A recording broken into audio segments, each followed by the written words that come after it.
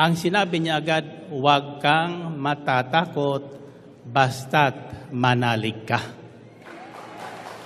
Kapag may mga biglaang dumarating na balitang hindi mo magugustuhan, huwag kang matakot. Do not panic. Be still, be quiet, and believe God knows what's happening. Believe God will never abandon you. God will never leave you.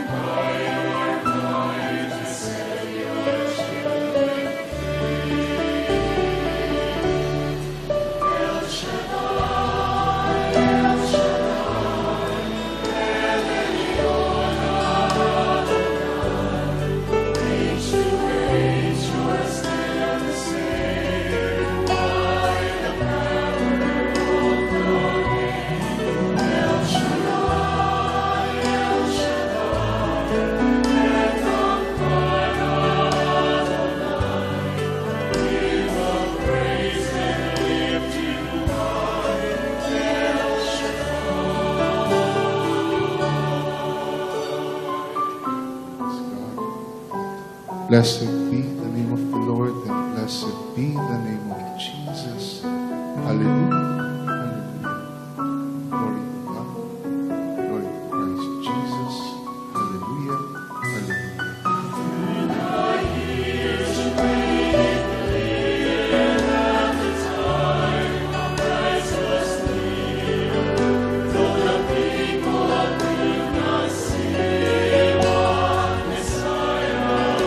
To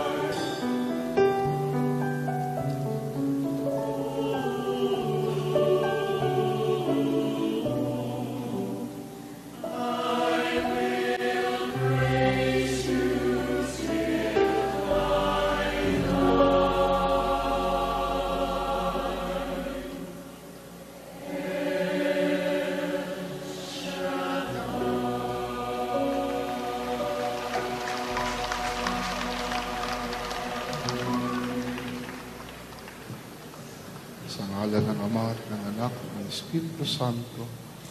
Amen.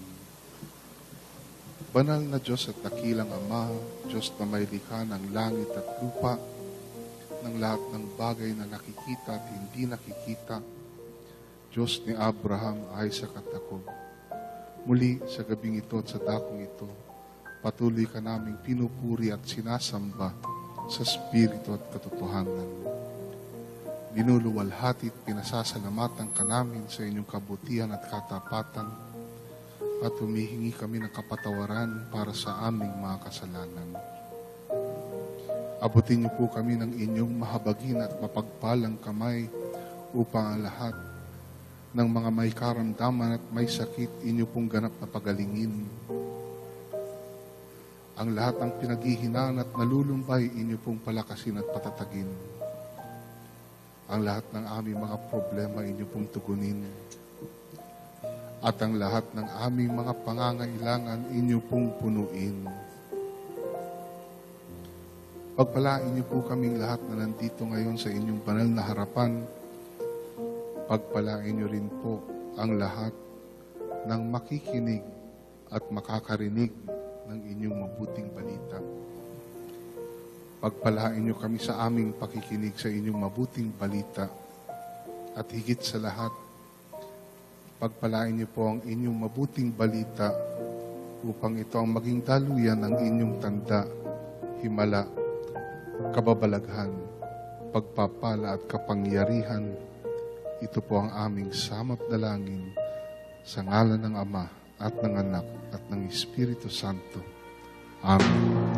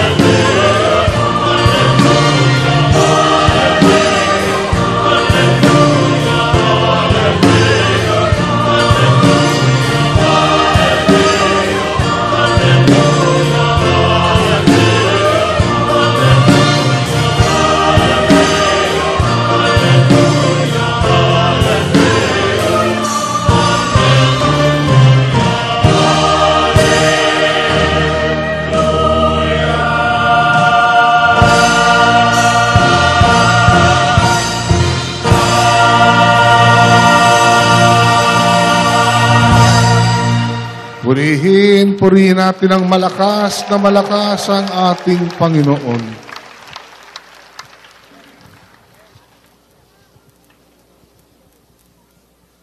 Brothers and sisters, tonight's healing message is taken from the Gospel of our Lord Jesus Christ according to Mark chapter 5, verses 21 to 43. When Jesus had again crossed over by boat to the other side of the lake, a large crowd gathered around him while he was by the lake. Then one of the synagogue rulers named Jairus came there. Seeing Jesus, he fell at his feet and pleaded earnestly with him, "My little daughter is dying. Please come and put your hands on her so that she will be healed and live." So Jesus went with him. A large crowd followed and pressed around him. And a woman was there who had been subject to bleeding for 12 years. She had suffered a great deal under the care of many doctors and had spent all she had. Yet instead of getting better, she grew worse. When she heard about Jesus, she came up behind him in the crowd and touched his cloak, because she thought, "If I just touch his clothes, I will be healed." Immediately her bleeding stopped, and she felt in her body that she was freed from her suffering. At once Jesus realized that power had gone out from him.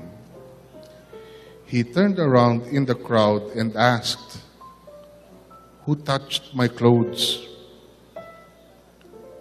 "You see the people crowding against you," his disciples answered, "and yet you can ask, 'Who touched me?'" But Jesus kept looking around to see who had done it. Then the woman, knowing what had happened to her, came and fell at his feet, and trembling with fear, told him the whole truth. He said to her, "Daughter, your faith has healed you. Go in peace and be freed from your suffering." While Jesus was still speaking, some men came from the house of Jairus, the synagogue ruler. "Your daughter is dead," they said. "Why bother the teacher anymore?"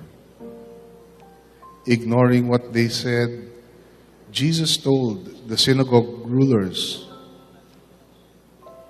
"Don't be afraid, just believe." He did not let anyone follow him except Peter, James, and John, the brother of James. When they came to the home of the synagogue ruler, Jesus saw a commotion with people crying and wailing loudly. He went in and said to them, "Why all this commotion and wailing? The child is not dead, but asleep." But they laughed at him. After he put them all out, he took the child's father and mother and the disciples who were with him and went in where the child was.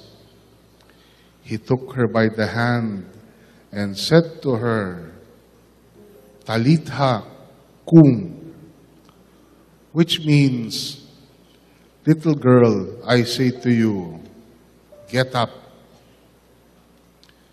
Immediately the girl stood up and walked around. She was 12 years old. At this, they were completely astonished.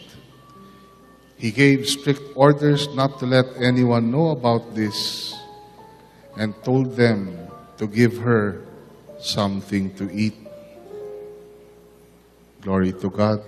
Glory to Christ Jesus. Muling tumawid si Jesus sa ibayo.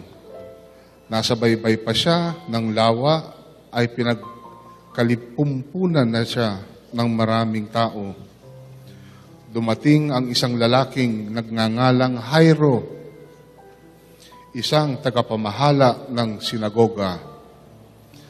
Pagkakita kay Jesus, siya'y nagpatira pa sa kanyang paanan at ang samo, "Agaw buhay po ang anak kong dalagita. Kung maaari, Sumama kayo sa akin at ipatong ninyo sa kanya ang inyong kamay upang siya'y gumaling at mabuhay. Sumama naman si Jesus at sinundan siya ng napakamaraming tao, nagsisiksikan, ano pat halos maipit na siya. May isang babae roon na 12 taon nang dinudugo at lubhang nahihirapan. Marami ng manggagamot ang tumingin sa kanya at naubos na sa kapapagamot ang kanyang ari-arian. Ngunit hindi siya napabuti kahit kaunti, bagkus ay lalong lumubha. Narinig niya ang sinasabi ng mga tao tungkol kay Jesus, kaya't nakipagsiksikan siya hanggang sa makalapit sa likuran ni Jesus at hinipo niya ang damit nito. Sapagkat sinabi niya sa sarili, mahipo ko lang ang kanyang damit, ay gagaling na ako. Biglang tumigil ang kanyang pagdurugo at naramdaman niyang magaling na siya. Naramdaman naman ni Jesus na may kapangyarihang lumabas sa kanya. Kaya't bumaling siya sa mga tao at nagtanong, sino ang humipo sa akin? Sumagot ang kanyang mga alagad, nakikita po ninyong nagsisiksikan ang napakaraming tao. Bakit itinatanong ninyo kung sino ang humipo sa inyo? Subalit patuloy na luminga-linga si Jesus, hinahanap ang humipo sa kanya. Palibhasa'y alam ng babae ang nangyari. Siya'y nanginginig sa takot at lumapit kay Jesus, nagpatira pa at ipinagtapat ang buong katotohanan. Sinabi sa kanya ni Jesus, anak, pinagaling ka na. Pinagaling ka ng iyong pananalig sa akin. Umuwi ka na't ipanatag mo ang iyong kalooban. Lubusan ka ng magaling sa iyong karamdaman. Samantalang nagsasalita pa si Jesus, may ilang dumating mula sa bahay ni Jairo. Patay na po ang anak ninyo, sabi nila. Bakit pa ninyo aabalahin ang guro? Hindi pinansin ni Jesus ang kanilang sinabi.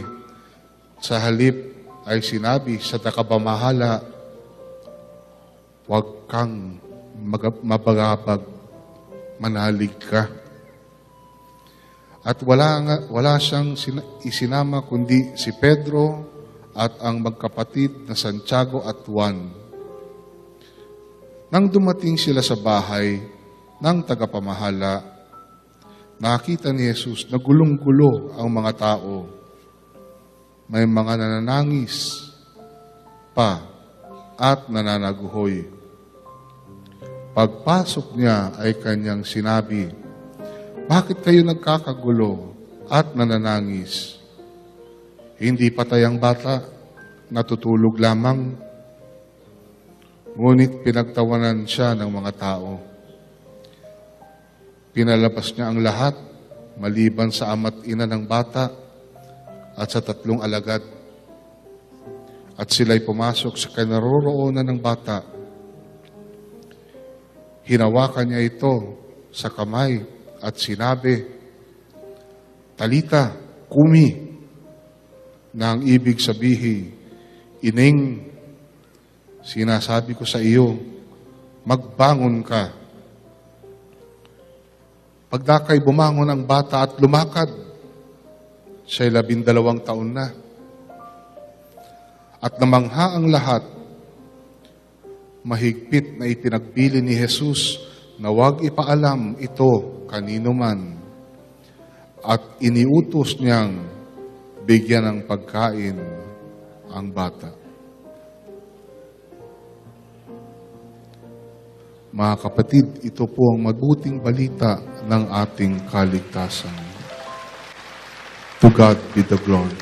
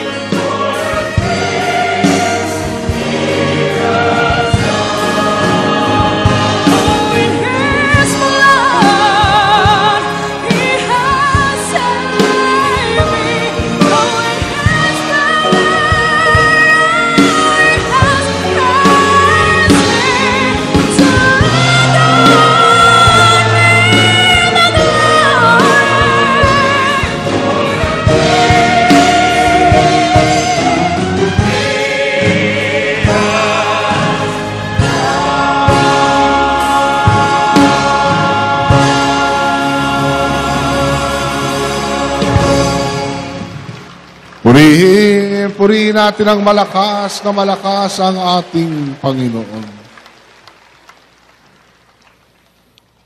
Mga kapatid, isang maganda at mapagpalang gabi sa inyong lahat. Brothers and sisters, tonight I have good news for you.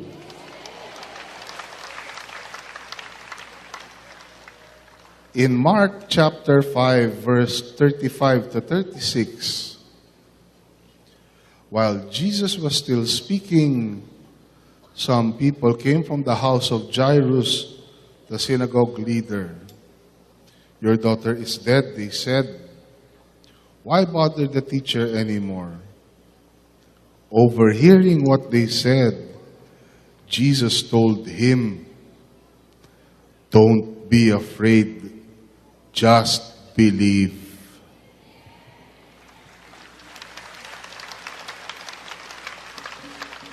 Samantalang nagsasalita pa si Jesus, may ilang dumating mula sa bahay ni Jairo.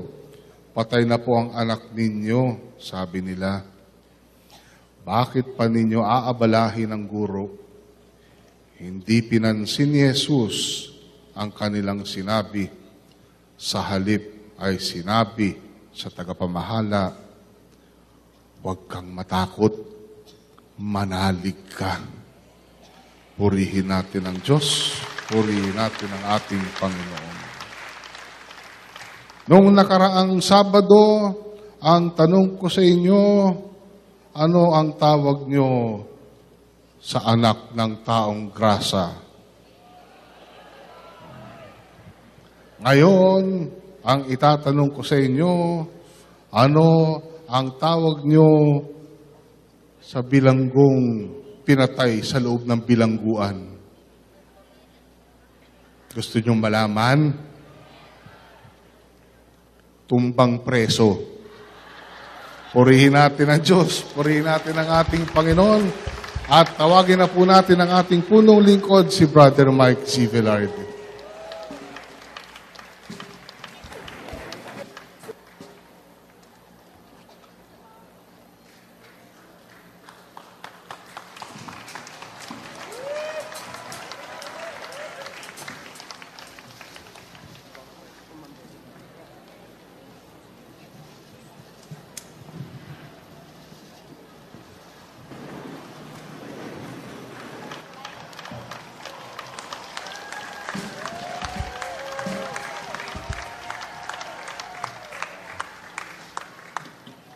Find your partner.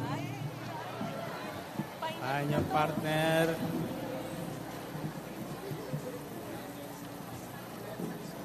Sabihin mo, o nang sabihin mo sa partner mo, natatakot ka ba?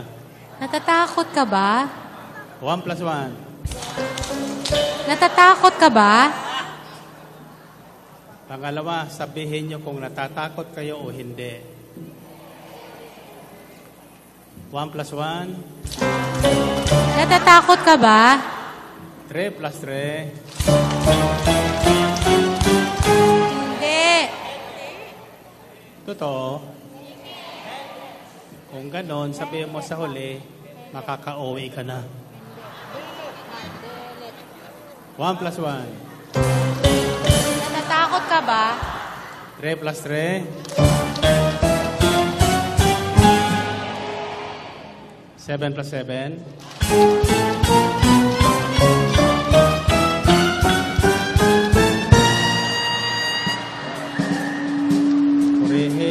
Purihin ang Panginoon. Tasang kamay. Sa totoo lang, sino sa inyo ang hindi natatakot? Maniwala ko sa inyo. Hallelujah.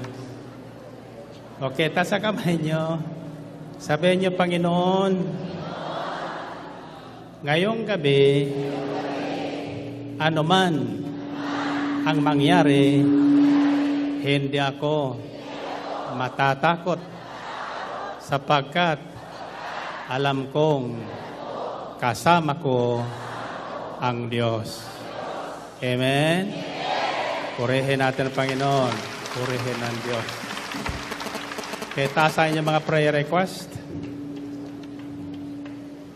At lahat ng inyong daladalahan.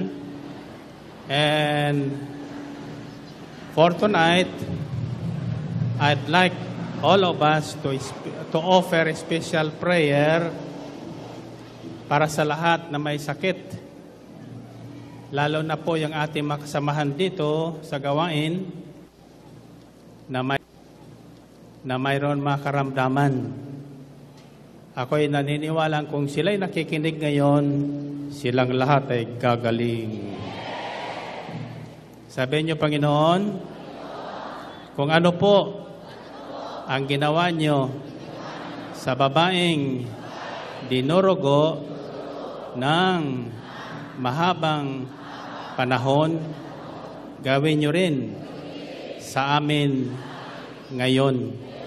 At kami nananalig na ito nga ay inyong magagawa sapagkat ikaw ang Diyos na hindi nagbabago noon, ngayon, at magpakailanman. Jesus is the same yesterday, today, and forever.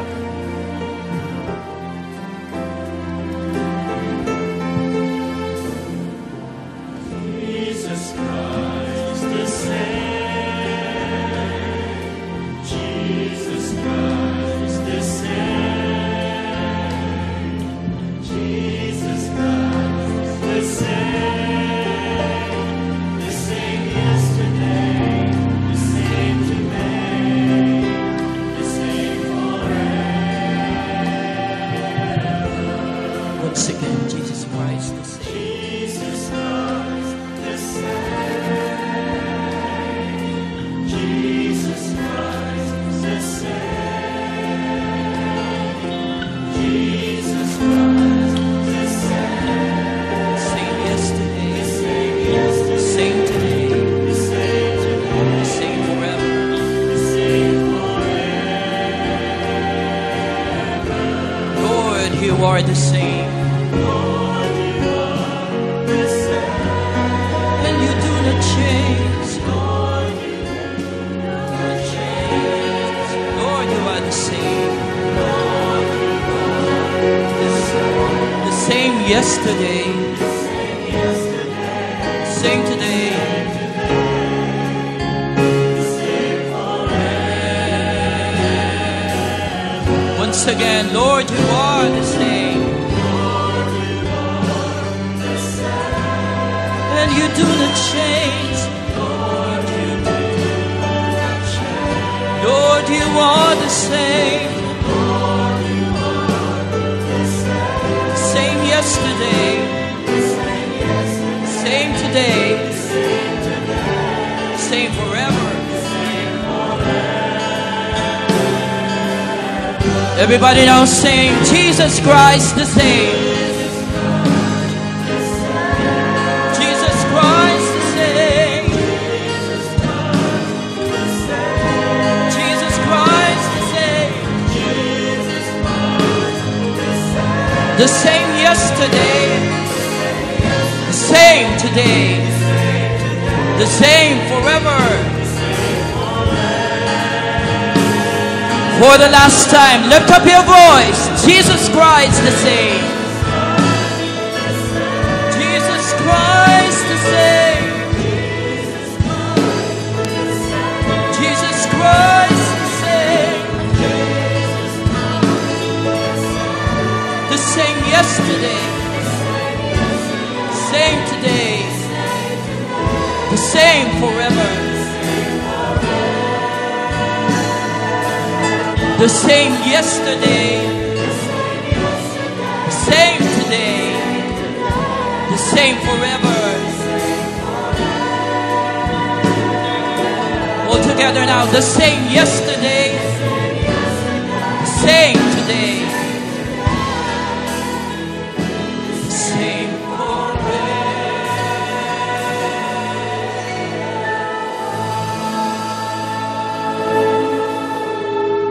Okay, sabihin lang kong 3. Yukot ng 3 ulit at sasabihin nyo, hindi ako matatakot, hindi ako matatakot, anuman ang nangyayari. Ulitin nyo nga.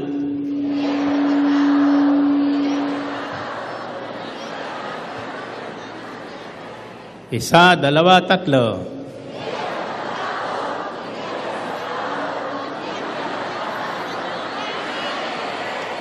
Purihin ang Panginoon. Okay, you may be seated. And for the first time, I'd like to share with you about what happened to Jairo and his family. Sa Ebanghelyong ating tinunghayan ngayon, 2 himala ang ginawa ng Panginoon. Kadalasan ang ating napagtutuunan ay yung pagpapagaling doon sa babaeng dinudugo ng 12 taon. Hindi natin napagtutuunan yung dalagita o yung batang babae na inilapit ng kanyang ama sa Panginoon dahil natagalan along the way ang Panginoon namatay.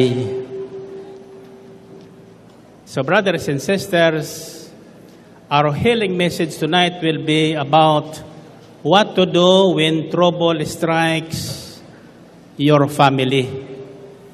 Ano ang nararapat gawin kapag mayroon mga pangyayari sa loob ng ating pamilya na hindi natin inaasahan, subalit nakakagulat at ang iba naman ay biglang hinihimatay dahil sa masamang balita. Nangyari na ba sa inyo yon? Lahat ay daraan diyan. Subalit, mayroon pong itunuturo ang mabuting balita tungkol sa mga bagay-bagay na nangyayari, actually nangyari noon, mangyayari pa rin ngayon at patuloy pa ulit-ulit na mangyayari. Sa mabuting balitang ito, ang hindi natin nagpagtutuunan ay ang ginawa po nung ama nung batang dalagita na namatay. Siya po ay isang pinuno ng sinagoga, si Jairo. Isang araw ay lumapit sa Panginoong Hesus at ipinakiusap ang kanyang anak na nasa bingit ng kamatayan.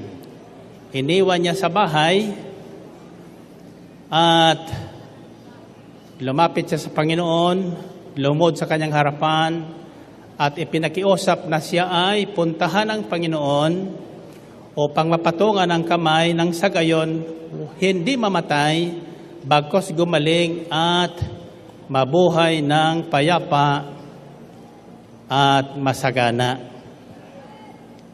Narinig niyo ba yon? At ang Panginoon naman ay hindi nag-atubili, agad-agad sumama kay Jairo. Ibig sabihin, brothers and sisters, the moment we bring our case to God, right away the answer is yes. Narinig niyo yon? Sa sandaling ang ating mga suliranin ay inilapit natin sa Panginoon, agad-agad ang tugon niya, oo, tayo na. Iyan po ang ginawa ng Panginoon kay Jairo. Agad-agad, siya ay sumama kay Jairo para puntahan ang bata sa kanyang tahanan. But along the way, natagalan po sila sapagkat marami ang humarang sa Panginoon. At isa na nga doon ang babaeng dinudugo. Ako'y naniniwalang hindi po lamang ang babaeng ito ang pinagaling ng araw na yon ng Panginoon, kundi lahat na lumapit sa Kanya. Kadalasan ang nating napagtutuunan ay yung paghipo ng babae sa laylayan ng damit ng Panginoon. Ang iba naman dito sa atin, ngayon ay hindi na po laylayan ng damit. ang hinihipo ng mga pumipila doon sa akin sa Amorsolo. Alam niyo kung ano ang hinihipo na nila? Ha? Hindi ko nasasabihin sa inyo kung ano yun. Purihin natin ang Panginoon. Purihin ang Diyos. Well, anyway, I'd like you to listen to this message because it happened to me recently. So, ang Panginoon ay hindi maaring basta daanan ang sino mang lumalapit sa Kanya. Bagamat may commitment siya kay Jairo na pumunta sa bahay nito upang mapatungan ng kamay ang kanyang anak na dalagita, 12 years old, para hindi mamatay sapagkat nasa bingit na ng kamatayan. Subalit, sa tagal nila along the way, may dumating na garing sa kanyang bahay at ibinalita sa kanya na patay na ang kanyang anak na dalagita. At ang sabi sa kanya, huwag mo nang abalahin pa ang Panginoon. Para bang sinasabi nilang wala nang magagawa yan. Wala nang magagawa si Jesus sapagkat patay na ang iyong anak na dalagita. Subalit narinig po ito ng Panginoon at bago makasagot, bago makapag-react si Jairo, sinabi ng Panginoon sa kanya, huwag kang matakot, basta't manalig ka. Huwag kang matakot, basta't manalig ka. Don't be afraid. Whatever is the news, whatever is happening, just believe that with God, nothing is impossible. Purihin ang Panginoon. Okay, lagay ang inyong kamay sa ulo nyo bago kayo paupuin, kung paupuin ko pa kayo. So anyway, troubles strikes anytime when we do not expect them. Ang mga suliranin, maaring yan ay karamdaman, maaring yan ay sakuna, maaring yan ay biglaang paghihiwalayan, etc., etc., sa pamilya ay dumarating. So dito sa tagpong ito, nabibingit sa kamatayan ang anak ng tagapamahala ng sinagoga. So tahimik siya lumapit sa Panginoon at nakiusap. Samahan niyo po ko, naghihingalo na po ang aking anak na babae, patungan niyo kanyang kamay para siya ay gumaling at hindi mamatay. At agad-agad naman tumugon ang Panginoon. So they went. But along the way, maraming tao ang sumunod sa kanila at nakipagsiksikan. You can just imagine na sila po ay natagalan. Subalit itong ama ng dalagitang ito, si Jairo, ay tahimik lang po. Hindi po siya nagmadali. Hindi po siya nagpanik. Hindi sinabi sa Panginoon, dalian po natin, Panginoon, baka hindi natin abutan ang bata. Sa dami niyang hinihipo along the way, kasama na nga doon ang babaeng dinudugo sapagkat napag-isip-isip niya na maaring ang luna sa kanyang karamdaman ay yung makalapit kay Jesus at mahipo man lang ang laylayan ng kanyang damit. At yun na nga ang nagawa niya. Noong hinahanap na ng Panginoon kung sino ang humipo sa kanya, ang sabi ng mga alagad, ikaw naman, lahat humihipo. Magtatanong ka pa kung sino ang humipo sa iyo. Subalit yung hipong hinahanap ng Panginoon ay iiba kaysa hipo ng iba. Bakit? May lumabas na kapangyarihan buhat sa kanya na nagpagaling doon sa humipo sa kanya. But let's go back to Jairo. So along the way, Nagsasalita pa si Jesus, dumating ang mga galing sa bahay ni Jairo at ibinalita na ang kanyang anak na dalagita ay patay na at huwag na niyang aabalahin ang Panginoon. Sapagkat wala nang magagawa, patay na nga. Subalit ang Panginoon agad-agad ay inunahan si Jairo para hindi mahintakutan si Jairo at para hindi mag-isip ng kung ano paman si Jairo. Ang sinabi niya agad, huwag kang matatakot basta't manalig ka. Purihin natin ang Panginoon. Anong ibig sabihin nito? Ang ibig sabihin nito, brothers and sisters, is when trouble arises, kapag may mga biglaang dumarating na balitang hindi mo magugustuhan, huwag kang matakot. Do not panic.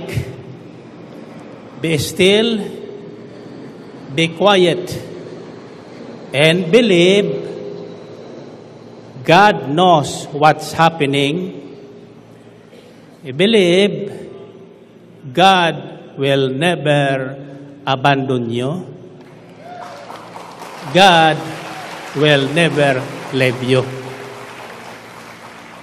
Mapanatag ka, huwag kang magpapanik, sapagkat kadalasan sa atin ay nagpapanik, nagtititili, nagsisisigaw, nagtatatanong, bakit?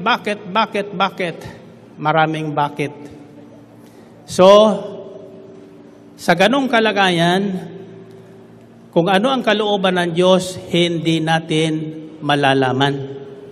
At kung anong nararapat natin gawin, lalong hindi natin malalaman. So the first thing that we should do is to be quiet. Huwag kayo maingay. Huwag kayo magpapanik.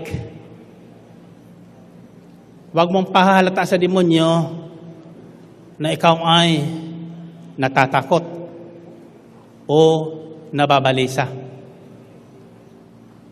Nang sa ganon, ang pananalig at panampalataya mo ay makita ng Diyos at magawa niya ang nararapat sa suliranin mo. Purihin natin ang Panginoon. This is exactly what Jairo have shown in this gospel message. Hindi ko po nasumpungan sa tagpong yon na nagmadali si Jairo, inapura ang Panginoong Kristo. Kadalasan ganyan po tayo, inamadali natin ang Panginoon, ginagawa nating utusan, natural reaction ng isang tao na nasa kagipitan. Ang mensaheng ito ay nabuhay po sa akin noong nakaraang Agosto. A day before my birthday, after our jogging, masaya kami sa jogging, dumating ang aking anak na doktor, panganay ko, at ibinalita sa akin, Dad, si Mikey po ay inatake, nasa ICU ngayon. So nabigla ko, sa aking kabiglaan, hindi ako kumibo, nanalangin ako, at ang sabi naman ng anak ko, nasaan si Mami?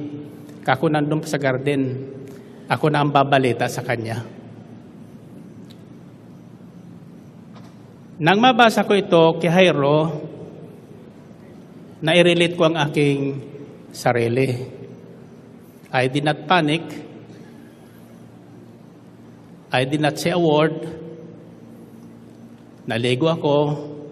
At pagkatapos paligo, sabi ng aking may bahay, let's go. Punta tayo sa ospital. So brothers and sisters, whatever is happening to us, happened before already.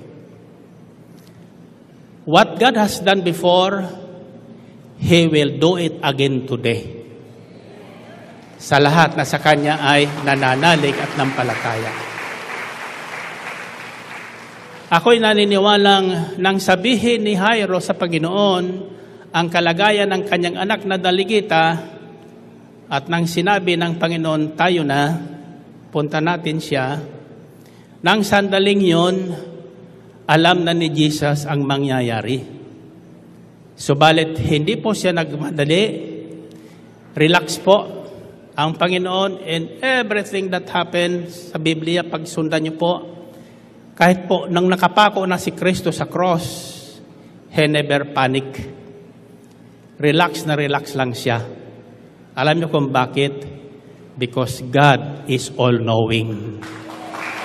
God is all-knowing. Alam ng Diyos ang lahat ng pangyayari. Walang nalilingid sa Diyos sa lahat ng pangyayari. At alam na rin niya ang gagawin sa sandaling ang tao ay lumapit sa Kanya sa panahon ng kanilang pangangailangan. Amen? Taas ang kamay nyo. So, when bad news happens, when bad things happens to you or your family or your loved ones, the first thing you should do is, do not panic. Be quiet. Listen to the voice of the Spirit. Pakinggan nyo ang encouraging tinig ng Espiritu ng Panginoon. And ako'y naniniwalang ang Diyos natin is ever present. Ever present. Ano ang sinasabi sa Salmo 91? Kapag tayo ay maghilahil, ay Kanyang sasamahan. Sa sandaling tayo ay tumawag sa Kanya, Kanya tayong tutugunin. At kung may hilahil, ay sasakluluhan. Hindi pa tayo humihingi ng saklolo, naririyan na ang Panginoon. Purihin natin ang Panginoon. Purihin ng Diyos. So along the way, so sinabi ng Panginoon kay Jairo, and Jairo did not utter a word. Basahin yung Biblia uli. Wala akong nakikita doon na nagkaroon ng reaksyon si Jairo. Ang kanyang paningin ay nakatutok kay Kristo at sa bawat sasabihin ni Jesus. So nagpatuloy sila ng paglalakad papunta sa bahay at dumating sa bahay, nagsisigawan ng mga tao doon, nag-iiyakan, pati mga kapitbahay nakipag-iyakan na rin. Ang sabi ng Panginoong Kristo, why all these commotions? Bakit ba kayo nagkakagulo? Bakit kayo nag-iiyakan? Sabi nila, patay na ang bata. Ang sabi ng Panginoon, hindi patay ang bata, natutulog lang. Natutulog lang. Sa tao, patay na. Kay Kristo, tulog lang. So ang tulog, pwedeng gisingin.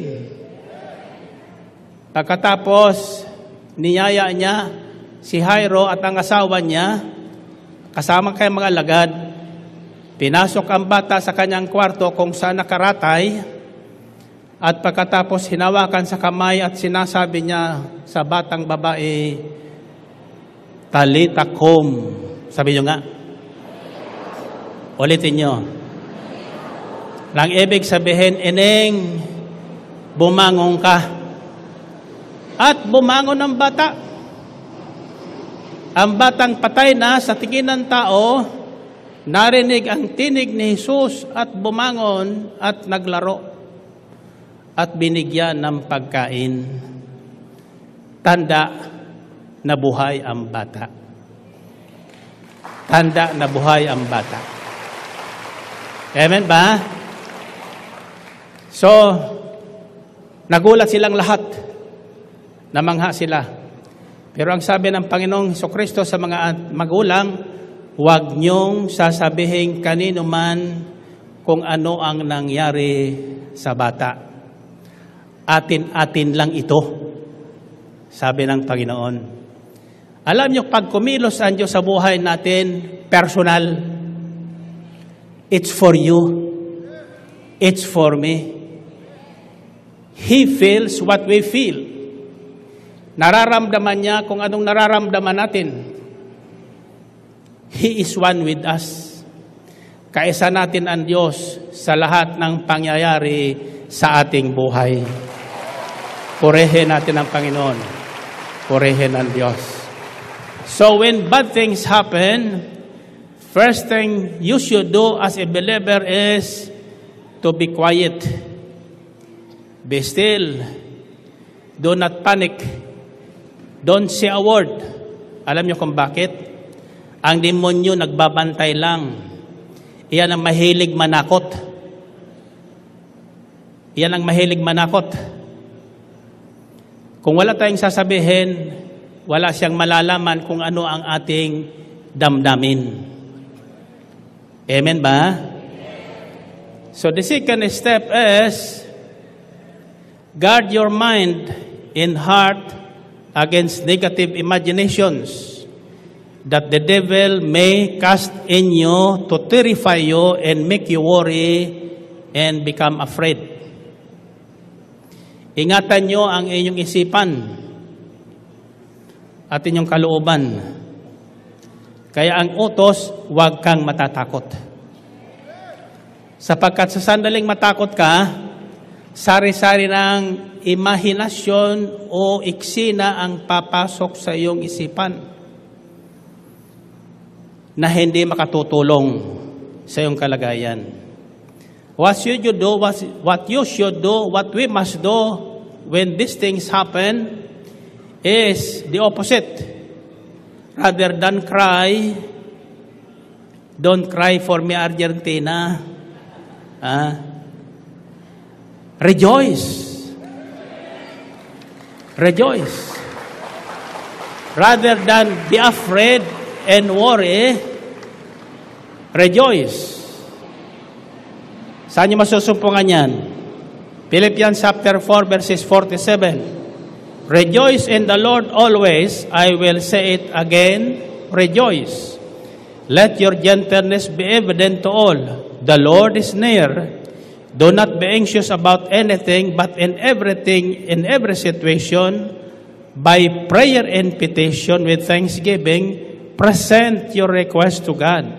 And the peace of God, which transcends all understanding, will guard your hearts and minds in Christ Jesus.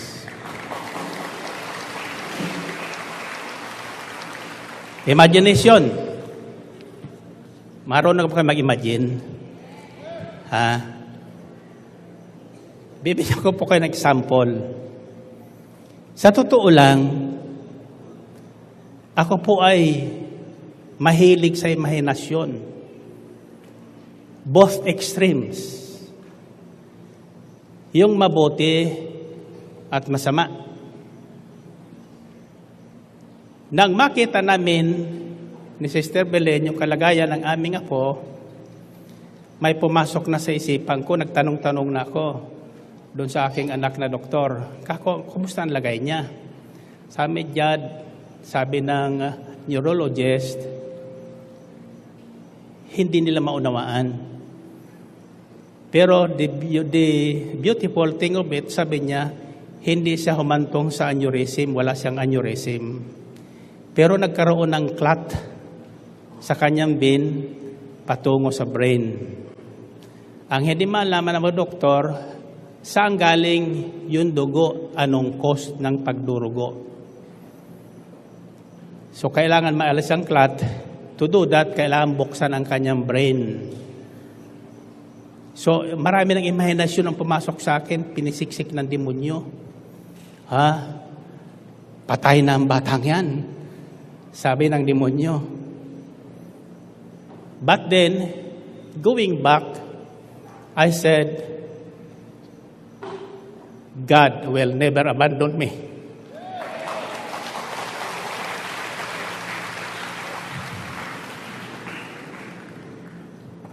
So, the next step is pray that God will guard your mind so that it will not go astray far beyond. Hanggang sa matakot ka, matakot.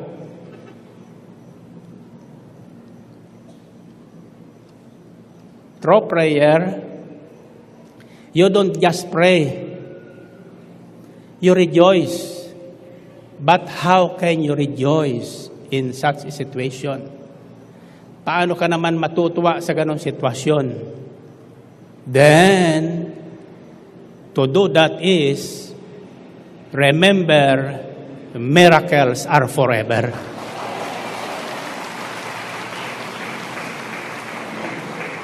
Dalhin mo ang iyong isipan sa mga nakaraang araw na kung saan ipinakita sa iyo ng Diyos ang kanyang magagawa sa lahat ng nangyayari sa iyong buhay. Sa ganon, iingatan ng Diyos ang iyong isipan at kalooban para hindi ka matakot at manatili kang panatag nang sa gayon mapapatunayan mo sa Diyos na matatag na ang iyong pananalig at pananampalataya. Amen? Then, since our God is a God of signs and wonders, we can ask for signs. Makakahingi po kayo ng palatandaan. Are you there? Naririyan ka pa ba? Kasama pa ba kita? Nabahagi ko sa inyo nakaraan na isang araw nung ako'y nag-iisip, kung naririyan pa ang Diyos, kasama pa natin, ang Diyos na gumagawa ng mahimala, ang Diyos na nagbibigay buhay sa mga patay, ang Diyos na kagagawa ng paraan sa wala ng maparaanan, wala ng paraan. Isang umaga, nakita ko po ang tanda ng katapatan ng Diyos. Ang isang rainbow, putol po ang rainbow. Pinakita ko doon sa aking kasamahan, kasama ang aking may bahay, nakita nilon. Pero hindi ko hiniwalaya ang rainbow yon. Unti-unti nakita kong iginuguhit ng buong buo ang bahaghari. For the first time, I saw God painting the rainbow in the sky. Purihin natin ang Panginoon. Purihin ng Diyos. So anyway, as I went further into my prayer requests, at sinama ko na rin sa aking panalangin bilang special birthday niya sa akin, ang normal na buhay ng aking apo at ng lahat na may sakit sa gawain ito, ako'y naniniwalang sila rin ay bibigyan ng bagong buhay. When we visited again, ang aming apo, gumagalaw na. Ngumingiti na sa amin. Natanggal ng ibang mga kakabit sa kanya. Nasa ICU pa siya. Subalit, mayroon pa rin nakakabit sa ilong niya, yung NGT, kung saan pinapapasok yung kanyang pagkain sapagkat hindi siya makalunok. In other words, somehow, yung kanyang vocal cord has been affected probably by the attack. And so, naroroon pa sa ganong kalagayan. Nung isang araw, pumapasok na naman sa aking isipan yung senaryong hindi maganda. Para bang sinasabi sa akin, ganyan na ang lagay ng apo mo, hindi na yung makakakain. Mabubuhay na lang yan dyan sa ilong, pakakainin. Habang pumapasok po sa akin, yun ako'y nagbibihis, biglang tumawag sa akin ang aking may bahay. Sabi niya, Di, dali ka. Kako, bakit? May kalapating dumating. Wala naman kaming kalapati. Wala namang kalapati sa kapatbahay namin. May kalapating dumating, nandun sa pintuan ng aming bahay, sa beranda. Tuwan-tuwa naman si Sister Belen. Binuksan ang pintuan, sabi niya, dali ka, sabi niya. Lumabas ako, tiningnan ko. Tiningnan din ako ng kalapati. Ang sabi ko sa kanya, come in. Come in. From that incident, nawala na sa aking isipan yung kalagayan ng aking apo na siya pinakakain sa ilong sa pamagitan ng tubo. Nawala na yung aking agam-agam doon nang makita ko ang kalapati. Hindi pa namin alam kung bakit biglang dumating ang kalapating yun doon. Kagabi, nang balikan namin, ang aming apo, wala na ang tubo sa ilong, kumakain na siya ng susi at sasimi, at naigagalaw niya ang kanyang paang dati hindi maigalaw. Ang sabi sa akin ng nanay niya, si Sherry, sabi niya, Dad, ano yung sinabi mo kay Mikey doon sa ICU about his mind? Sabi ko, it's about Ephesians 3:20. Sa Diyos na makagagawa ng lahat ng maaari nating hingin at isipin sa pamamagitan ng kapangyarihang kumikilos na sa atin. Kapangyarihan kumikilos sa atin. So nandalangin ko siya, sabi ko sa kanya, Mikey, tell your brain to command your throat, to command your knees, and command your right hand and right leg to move. Use your mind, let it work. Nang dalawin namin susunod, nakita ko sa loob ng aircon, pinapawisan yung bata sa noon niya. Sabi ko, Sherry, bakit pinapawisan?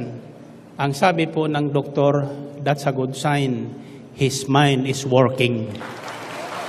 His brain is working. Nang pinag-uusapan namin kanina, ng aking may bahay, saka kanina, yung tungkol sa kalapati, sabi niya, alam mo ba ang mensahe ng kalapati? Ang ibig sabihin noon, mapanatag ka. Huwag kang matatakot. Huwag kang mangangamba. Ang Diyos mo noon, siya ang Diyos mo ngayon.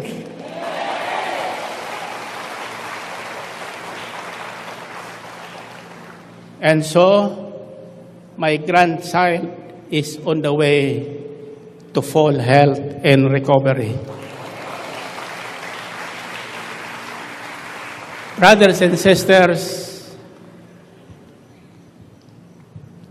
miracles are forever, but they do not just happen until you make it happen. Amen? Kasa kamay nyo. Your healing miracle will never take place for as long as you are worried and you are afraid. Habang ikaw ay natatakot at nangangamba, ang lubusang pagaling mo ay hindi po magaganap.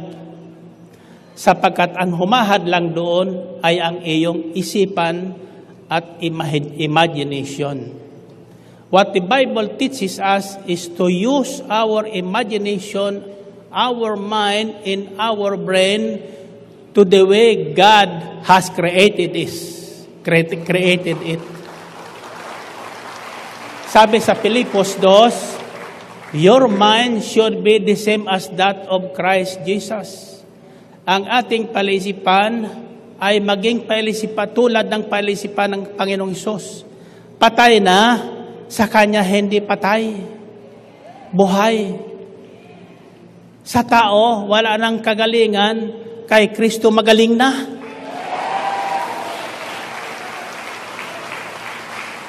Sa tao, wala nang pag-asa, kay Kristo buhay ka pa. Amen? So we have to agree with God. Sasang-ayon tayo sa isip at sa salita ng Diyos. As a man thinks in his heart, sabi sa Biblia, so is he. Kung ano ang laman ng iyong palaisipan at puso, magiging ganun ka. Pag inisip mong ikaw ay lumpo na, mananatili kang lumpo. Pag inisip mong ikaw ay hanggang doon na lang, hanggang doon ka na lang. Para pag inisip mo at winika mong ikaw ay abutin ng 120 years, as Moses did, God will make it happen. Purihin natin ang Panginoon. Purihin ang Diyos. Nasusundan nyo na. Sabihin nyo ulit, miracles are forever, but they do not just happen until you make it happen. First, make it happen in your mind. Maging ganap na ang himalang yan sa isipan mo. Isipin mo na, huwag mong pakikiramdaman ang nararamdaman mo. Isipin mo, magaling ka na. Isipin mo, malusog ka na. Isipin mo, malakas ka na. Then rejoice. At lahat na pinagbabawal sa pagkain, kainin mo na. Purihin natin ang Panginoon. Purihin ng Diyos. Narinig niyo yun? Ang sabi ng Diyos kay Noah, now I give you everything. In other words, wala na akong pinagbabawal. Sabi rin yan sa panaginip, pangitain ni San Pedro. Lahat na nilinis na ng Diyos, malinis na. Lahat na pinagaling na ng Diyos, magaling na. Lahat na pinatawad na ng Diyos, pinatawad na nga. Amen? So first, when trouble strikes, do not panic. Be quiet. Be still. Pray. Believe God is on your side. Believe God knows what is happening. And believe God knows what to do with your problem. Amen? Whether it is physical, whether it is financial, whether it is spiritual, God knows what to do. Cast your burden upon the Lord, and He will sustain you. Let go of your troubles, and let God do the rest. Purihin natin ang Panginoon. Purihin ng Diyos. Second is, to guard your mind and imaginations against the evil inspirations. Walang binibigay ang demonyan kundi mga kahindik-hindik na eksena sa buhay. Para takutin ka, para umurong ka na, para bumitaw ka sa Diyos. On the other hand, don't you ever give up with Jesus. Huwag kang bibitaw sa ating Panginoon. Tandaan mo, tapat ang ating Diyos. Amen?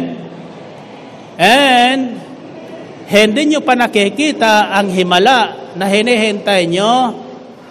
Ito ang instruction sa Biblia. Keep on rejoicing, pray continually, and give thanks to God. Ipagpasalamat na natin sa Diyos ang lahat ng pangyayari sapagkat ito ang kanyang kalooban. Ano ba ang kalooban ng Diyos? Yung masamang pangyayari? Hindi. Ang kalooban ng Diyos, manatili tayong masaya, joyful always, manatili tayo sa estado ng pananalangin, paraling nakakabit tayo sa Kanya, at ipagpasalamat na natin ang lahat na darating sa buhay natin. Amen? Okay, taas ang kamay muli. Sabihin niyo, Panginoon, ngayon, alam ko na ang aking gagawin para ang himalang na uukol sa akin at sa aking mga mahal sa buhay ay maging ganap. Sa ngalan mo, Jesus, hindi na ako matatakot, hindi na ako mangangamba, hindi na ako mag-iisip ng mga bagay na nakatatakot. Sa halip, lagi akong magsasaya at magpapasalamat sa inyong kadakilaan at katapatan sa amin. Amen? Amen. Purihin natin ang Panginoon. Purihin ang Diyos. Okay. Find your partner. Find your partner. Ito ang unang sasabihin mo. Don't be afraid, just believe.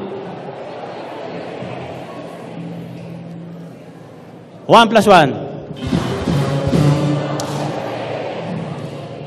Don't be afraid, just believe. Pangalawa, sabihin mo, your miracle is on the way. 1 plus 1. 3 plus 3.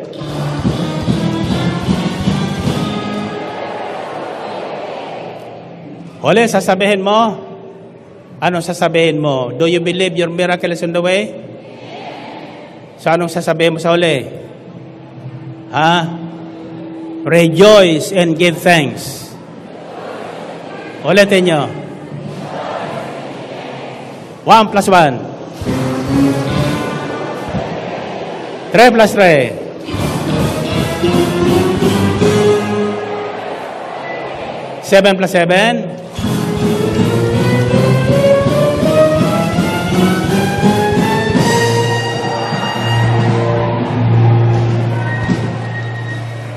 Okay, taas ang kamay, taas ang kamay. Taas ang kamay. Pagtapos ko sa inyo, ito ang sisigaw nyo. Finally, dumating na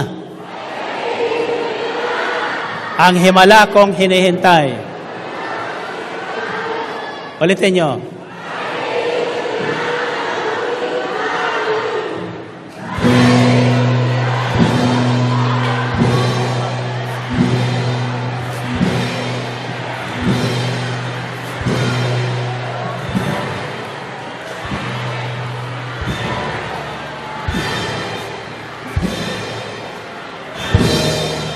God bless you all. Ano